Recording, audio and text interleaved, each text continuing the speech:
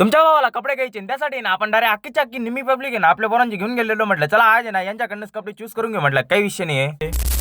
तर काय विषय पब्लिक, जय श्रीराम. मी आहे तेजस सोनवणे. स्वागत आहे आपल्या नवीन अशा ब्लॉग मध्ये. तुमचा भाऊ सकाळी चालला होता आपल्या डिगावाला, कारण की आपल्याला पाणी भरायचं होतं कांद्यांना. म्हटलं चला जाऊया तिकडे.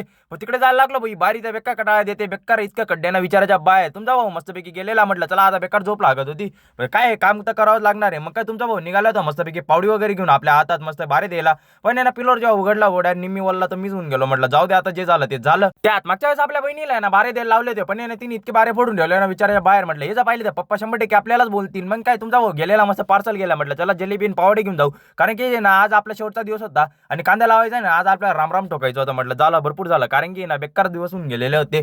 खाऊन पिऊन माणसं घरी चालले होते. त्यात ना तुमचा भाऊ जाणार होता मोटरसायकल घेऊन, पण जेव्हा मोटरसायकल घरी जातो डायरेक्ट टायर फुटून गेला. म्हटलं जाऊ द्या, झाला विषय लय मोठा झाला. मग काय तुमच्या भावाने मस्त टायर वगैरे खोलून घेतला. म्हटलं चला आता टायरच खोलून घेऊ, कारण की गाडी घेऊन जायला तर काय परवडणार नाही. घरी गेल्या गेल्या तुमचा भाऊ निघाला होता गावात जाण्यासाठी, कारण की तुमच्या भावाला कपडे घ्यायचे होते. मग काय उद्या साखर पुढा होता आपल्या भावाचा, मग त्यासाठी ना इतके कपडे काढून टाकले की विचाराच्या बाहेर. पण त्यात एक बी आवडत नव्हता, कसे तरी 2-3 आवडले. पण या पोरांना सरळ आधी विचारून घेतले. म्हटलं आवडता का नाही आवडता. पोरं म्हणे आवडता. म्हटलं चला मग काय लगेच आपण पॅक करून घेतले. त्यात आपल्या आनंदने पण घेऊन घेतले. म्हटलं चला काही विषय नाही, तवर घ्या तुम्ही फॉलो करून चला. जय महाराष्ट्र.